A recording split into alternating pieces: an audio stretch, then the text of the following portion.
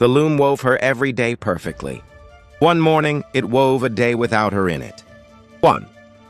Imagine waking up to find that tomorrow has already been woven, and you're not in it. In the town square stood a loom that came alive every morning at sunrise. It wove the entire day ahead into a single cloth. Who would laugh?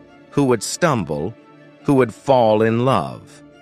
The townspeople called it today's mirror, and no one started their day without checking it first. Lena was always at the center of that mirror, handling customers outside the bakery, settling disputes at the well, holding someone's hand at dusk. She believed she was the one who kept the town running. And every morning, only after finding her own face in the cloth, did she allow herself to begin the day. There was one other habit she had.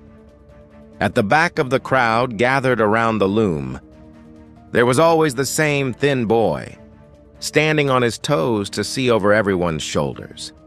She didn't know his name. But every morning, without quite knowing why, she pressed a piece of bread into his hand and said nothing. 2. One morning, the cloth the loom wove was the most beautiful anyone had ever seen. The light fell softer. The air in the streets felt calmer. Every face looked more at peace than usual. Lena rushed forward and searched for herself. She wasn't outside the bakery. She wasn't at the well. She wasn't holding anyone's hand. She was nowhere in the cloth at all, as if the day had never needed her to exist in the first place. 3. Lena tore at the fabric, not even sure who she was speaking to. Who was this woven for? The loom said nothing. It was only wood and thread. An old woman spoke instead. That machine doesn't decide tomorrow. It only shows what someone deep down already wishes for. Nothing more was explained. Lena was left to work it out herself. If this was true, then the perfect day in front of her wasn't an accident. It was the sum of someone's wish, maybe many people's. 4. Refusing to believe it, Lena went door to door. The baker smiled politely. "I'll manage just fine." The tailor didn't even look up. "It won't be a problem." The blacksmith shrugged. Nothing changes. No one hated her. They simply didn't need her. For the first time in her life, Lena understood that those were two entirely different things. 5. As she turned to walk away, she heard crying behind the well. It was the boy, the same one as always. "You saw it too?" Lena asked. He nodded. "I looked for you. You weren't there.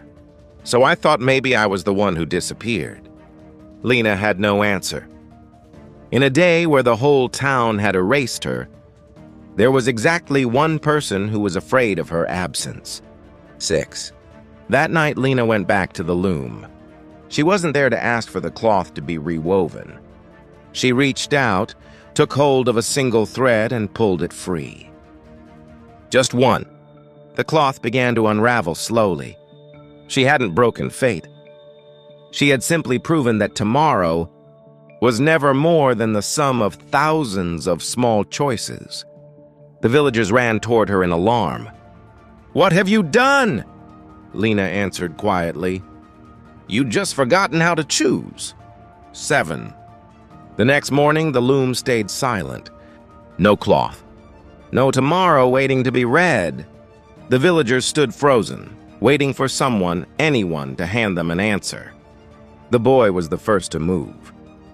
Lena walked beside him. Then, one by one, others began to follow. Not because the loom had told them to, but because someone had taken the first step. Years later, people would say the loom had finally broken down. Only Lena knew the truth. It hadn't broken.